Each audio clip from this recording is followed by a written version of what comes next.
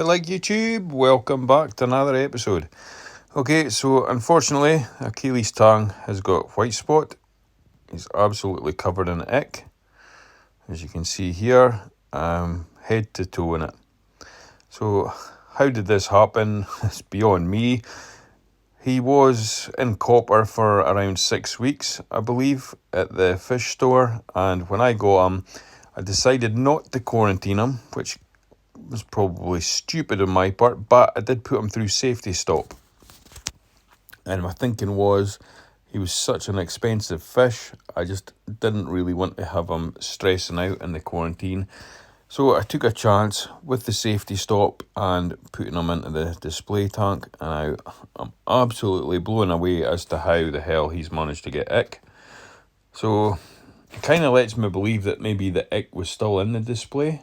I mean, I've got no idea. It just doesn't make any sense. So my options were either take all the fish out again and start putting them through the copper treatment, or I just kind of live with the ick and see if we can kind of control it instead of eradicate it. So that's what I've decided to do. So I decided I was going to add some UV, get extra UV onto the system, one with a pump in the display tank, which is going to be treating the ick that's in the display. And the other thing I'm going to be doing is hydrogen peroxide dosing. So I've been dosing the hydrogen peroxide now for, it's been the first week, and already he is looking a lot better. The ick is still there. He still keeps getting a few spots. I say a few, he's around about 20 to 25 spots, but that's nowhere near the amount that he had at the start of this video. A week ago he was really bad, but he's never stopped eating, and the rest of the fish are completely spot free and eating as well. So I think they've kind of got an immunity to it, having had it before. So my blue spot jawfish, I know that he's been really desperate to get his sand bed back, so I decided to buy a couple of bags of this Carib Sea sand, reef sand. Get a nice deep layer in there, and hopefully that'll keep him happy, because he's just kind of wandering about the rocks just now. So tank looks like a flipping tank full of milk canoe, but yeah, this should clear up in the next wee while. A few hours, I reckon it should be back to normal. But yeah, I'm hoping that the blue spot jawfish is going to be a lot happier with this and dig himself a nice wee burrow and have a permanent place that he can call his, because he keeps kind of moving about just now. Okay, so it took longer than a few hours. It's more like 5 hours, and then the water's back to crystal clear again. So the tank's looking really good. As you can see the UV sterilizer that I've applied onto the top there, and got that plumbed into the display for the controlling the ick. And I'm also dosing hydrogen peroxide, which I'll go on about a bit more in detail later on. But yep, I must admit, I'm kind of enjoying seeing the sand in the tank again. The bare bottom was okay, but I must admit, I do like seeing the sand in the tank. It just looks a wee bit more natural. So, come down this morning, and unfortunately, Sid has jumped out the tank. Sucks. So absolutely gutted that the jawfish has jumped out. I think I left the porthole for feeding. I left it open slightly, and I think he's just spotted the opportunity and just dived out. Absolutely sucks. But anyway, moving on. So the pump I'm using for this UV, it's Eheim Compact 3000. I've got it at its lowest setting. And this UV is a 39 watt. And I did think it was going to be smaller than my 80 watt that I've got in the back there, but turns out they're both the exact same size. So I may upgrade this one to be an 80 watt as well in the future. So it's been a couple of weeks of running this alongside the hydrogen peroxide. So far so good. Everything seems to be okay. Achilles tongue is doing really well and eating like an absolute pig, and he's not showing nearly as many spots as he was. So things are definitely heading in the right direction. Okay, so now it's been about 4 weeks since the start of this outbreak, and I think things are definitely on the right track. We're getting there. However, I think the hydrogen peroxide, I'm just going to keep on dosing it for 6 weeks or so and see how that goes. But yep, he is definitely looking way better than he did at the start of this video. Approximately 4 weeks ago, he looked terrible, absolutely covered in it. The rest of the fish are fine, like I said. They haven't changed one little bit. All doing fantastic. And Achilles, he is definitely on the mend. So it looks like with this battle, we're certainly on the better side of it, let's say. But yep, everything's doing well. But obviously with the hydrogen peroxide, it's kind of interfering with my bacteria count, and everything's kind of getting thrown off balance. So there's kind of little patches of dino and everything appearing, but I'm not worrying about that. All I'm focusing on is getting the Achilles back to health.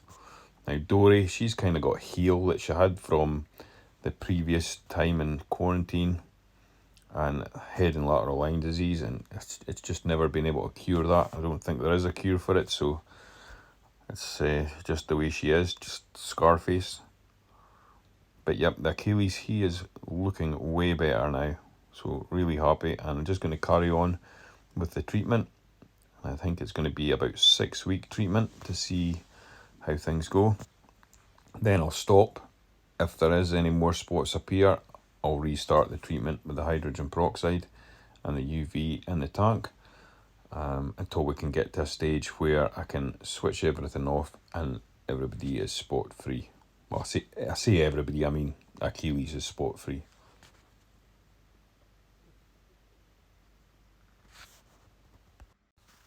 So treating ick with hydrogen peroxide, I found this on HumbleFish, and the person that has created this idea is Jessica, or Jessican. I believe she has came up with this, and I've just been following her program, so all the credit goes to her. It isn't me that's discovered this or done this. I'm just following what she's suggested and experimented with, and it's worked for her. So there's no guarantee it's going to work for everybody, but I believe if you catch the disease early enough, you have got a good chance of getting it. So basically I dose in the morning and when I get home from work, and then at night time I've got a Versa and I've got this bottle of hydrogen peroxide here. So this doses every 15 minutes through the night for 6 hours, and it's double my daily dosage. So this is how I've been doing it, and it's been working fantastic. So like I say, you go into HumbleFish, look up ick, hydrogen peroxide treatment, and you'll obviously come up with that page with Jessica, and she talks you through the whole thing, and really tons of information on there on what to do. I mean, obviously it's risky if you go too much or if you don't do enough, so you really need to work out exactly your water volume and be careful. Is it reef safe? Well, it's kind of what is reef safe. I have lost a few snails to this, but nothing major. A lot of my cleanup crew is still alive and kicking, and I would sooner lose a couple of snails rather than lose my Achilles. So one weird thing that I've only recently discovered is with dosing the hydrogen peroxide, I think I'm on week 4 now, and my alkalinity is shot up through the roof. I've got no idea why. I don't know if it's with the increased oxygen or what. So like you noticed there, it was at 14. So I've switched off my calcium reactor and everything, and I've just been leaving it, and it's gradually dropping little by little each day. So we're heading back down to normal, but I don't want to rush it because it increased gradually, so I'm going to let it decrease gradually so that I don't shock the corals that I have left.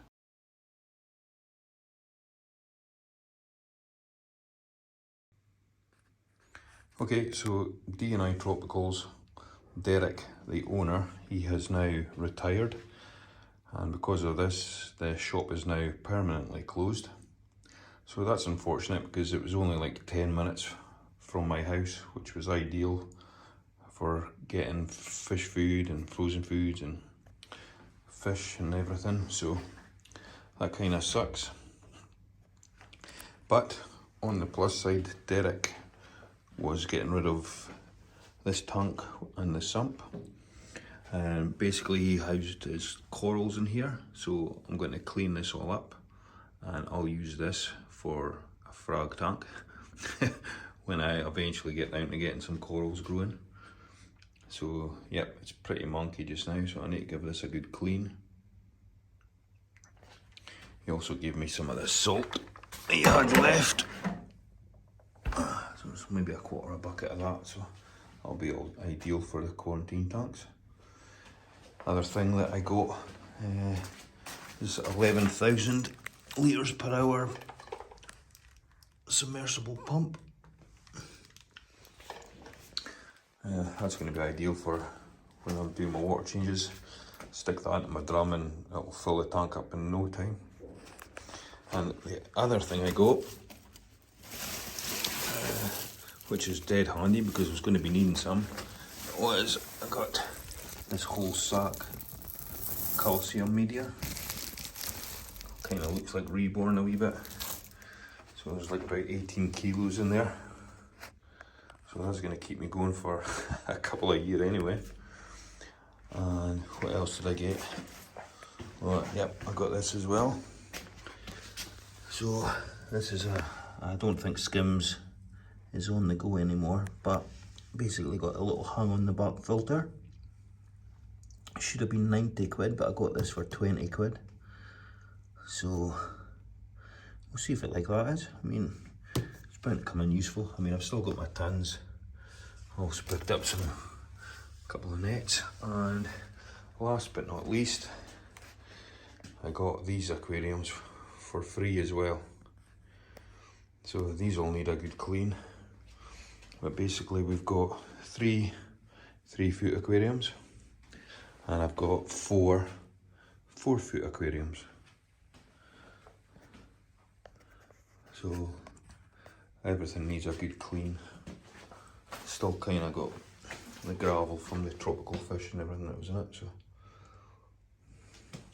fair bit of work to do, but overall really happy with what I got from Derek. I mean, he's basically given me these 2 tanks for free, all this tanks for free, so really happy. This should have been like 150 quid, I got that for 50 quid plus the hose and everything. So, and this big bag of media, I got this for a tenner, believe it or not. So that is awesome. So thank you very much, Derek, and enjoy your retirement. So that's it. I mean, the fish room's kind of, I was hoping to get all the walls and everything done before I started getting stuff in, but when you're getting offered things like this for nothing, what do? You just get to take these opportunities when they arise, otherwise you just regret it. So that just basically means I'll take all this mat, put that out in the patio, stick the tanks out when it comes time to be doing the walls. It's totally ghetto in here. I've just got like an extension lead, just in the time being, and just got some crappy lights. Where are they? Can't even remember where to put them. Yeah, I just got a little simple light set up here just to light up the shed while I film this for you guys. So here's some of that live rock I got from the sump from that tank that I got from D&I Tropicals. Now the real reef rock is the purple stuff. Now this is absolutely covered in Aptasia. So what I'm doing is I've got it in here and the idea is that the Aiptasia is just going to spread onto all these other little bits of rock, and I'm just going to be picking those up and sticking them into my display tank, and it's just going to be a nice little snack for staple gun.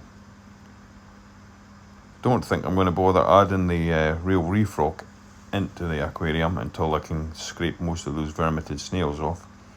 But trying to get a close look at the Aiptasia, and you can see, yeah, there is loads of them in there. They're just really difficult to notice on the camera. So what I'll do is I've already picked out a piece that's got a lot of Aiptasia on it, and I'm going to go and stick that into the tank just now. Okay, by the time that I've grabbed the camera, staple gun is pretty much already nibbled off all the Aiptasia that was on this. There was about 6 of them on here, and already he's pretty much stripped this rock clean. Unbelievable. And the tangs, well, Lancelot, the yellow tang, he's kind of going and nibbling at any algae that is on it. But yep, this rock is pretty much totally clean now. So that didn't last very long. So I'll wait until we get some more Aiptasia growing on little bits of rock, and I'll do the same again, and hopefully this time I'll have the camera set up before staple gun gets it. He's so fast. Hence the name staple gun. He's just like pew, nailed it.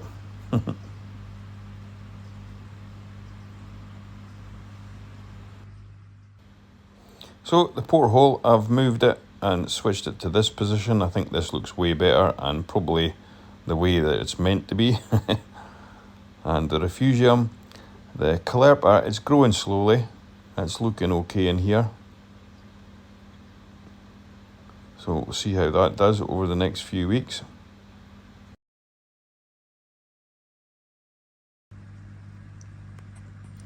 So refugium, struggling with it getting covered in cyanobacteria. Also got sent some caulerpa racemosa, the bubble type, and yeah, it took, with the postal strikes, I think it took like 3 days to arrive here, and as you can see, I think it's pretty much toast. The caulerpa toxifolia though, this stuff's been growing really well compared to when I first got it. However, the cyano is kind of taking over this aquarium. So I did add the Nero 5 in the back there, just try to increase the flow in this aquarium because it was pretty still, and as we know, cyano loves it when there's not much water movement. But the water movement isn't the issue, it's the imbalance with the nutrients. Plus, because I'm dosing hydrogen peroxide, that's kind of killing a lot of the good bacteria as well, so everything's kind of off just now.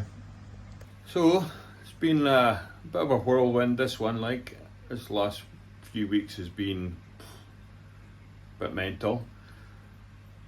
I would say the Achilles, he got ick on day 3 of him actually going in the tank, despite him being in copper for 6-7 weeks with Gary, and then I obviously put him through safety stop as well.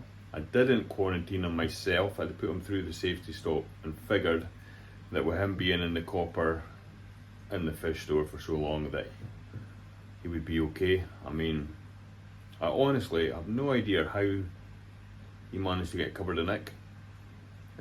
I've no idea, can't believe it. So it was a kind of a shock when I noticed it. But this time round, I decided not to panic because all the other fish have had ick and they've been treated and they're all cured.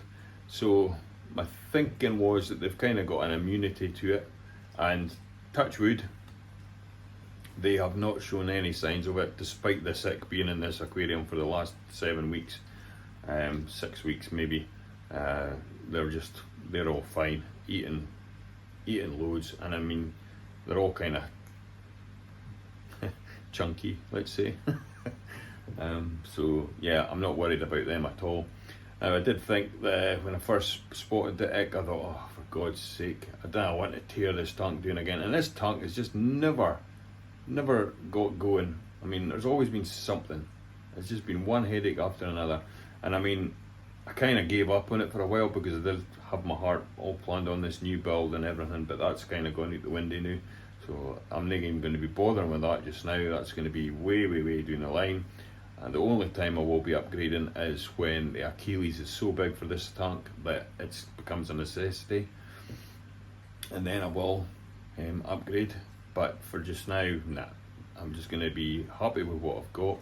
And priority, like I said, is just getting staple gun all healthy. Any staple gun, what am I talking about? Achilles all healthy. So the hydrogen peroxide, been dosing that. How long have we been dosing that? I think it's about 3 weeks now. And he's looking pretty good. He's still got spots on him, and he still gets the odd spot here and there. But he's not covered like he was before. I mean, you've seen that before, he was just covered in it. Now he's just maybe got, I don't know, 10, 15 spots on him, and it's just gradually getting better each time. Now the other thing I'm going to be doing is my UV sterilizer. So this is a 39 watt model, and in the back we've got the 80 watt model. Now this 39 watt, I was desperate to get another UV because the 80 watt is in the sump, and I wanted to have a UV that was recirculating the water that was actually in the display aquarium. So I bought this second hand, and I got it for an absolute bargain price. But I have no idea how old that bulb is. I mean, it could be a year old. I have no idea. They said it was pretty new, but when I looked at it, it didn't look new to me. So what I've done is I've actually ordered a new bulb for here. I've had this on the tank for maybe about 3 weeks now, and I just want to get a new bulb on there. So I thought, I'm putting a new bulb on there. I'll get a new bulb for the 80 watt as well. Now, I don't know if I've calculated it right when I've installed that 80 watt UV, if I've got enough room to actually take that bulb out of there. So that might be a headache, but I'm hoping, fingers crossed, that I've calculated it right. Just means I've got to empty the RO tank at the bottom. So if I get that empty, I don't even think I can, nah, you wouldn't be able to see in there. So if I get that empty, and hopefully we can get in about and get that 80 watt bulb changed. So that should be arriving sometime this week, the next few days. What else? Oh, my glass is absolutely minging. My tons scraper that I've been using, it's just struggling now. It just doesn't, it's just not doing the job. So I've decided to bite the bullet, and I'm going to get myself another flipper. Had flippers before, had them when they first came out, loved them. I then bought the float one, and to be honest, I wasn't impressed with the float. I don't know what they've done different between the float and the original, but I just didn't like it. So when I got this tank, I decided to just try the tons, and I'm not really enjoying the tons either. I mean, it's already scratched my glass, which I've fixed, and you've seen that in the video. And the other thing is the felt that's on the wee thin strip. Well, that's just coming off now. It's sliding off, so that's kind of pants. So I've decided I'm going to go and purchase one of those flipper edge, because it's got the 2 blades on it. I'll see how that goes. I'm going to get the edge marked. Excuse me.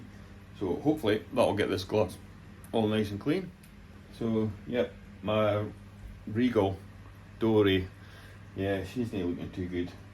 Yeah, no ick or nothing, but from the previous lockdown, we'll say, when they went into quarantine and the tank went fallow, she got heel, head and lateral line disease on her head, and it's never healed, and it kind of looks a bit sore. Although it doesn't seem to be bothering her, it's just a bit ugly to look at, and it just doesn't get better, like. So that's unfortunate. And I mean, I feed this tank, there's 2 clips of nori, they get nori every single day. It's just really sad. And I heard rumours that Miracle Mud would actually cure it, but maybe I just need new Miracle Mud, but I don't know if I'm actually going to bother with that. So I might actually just remove, I mean, it's over a year old now, so let's say you're supposed to replace half of it, but yeah, I haven't noticed any benefit from that at all. So I think that might just get taken out. And with that gone, who knows, I might actually try growing Cheeto instead. But I don't know, I just have no luck growing macroalgae. I mean, the calepa is growing really well, but so is the flipping cyano. So, okay folks, till the next one, thanks for watching, stay liquid and happy reefing. Bye bye.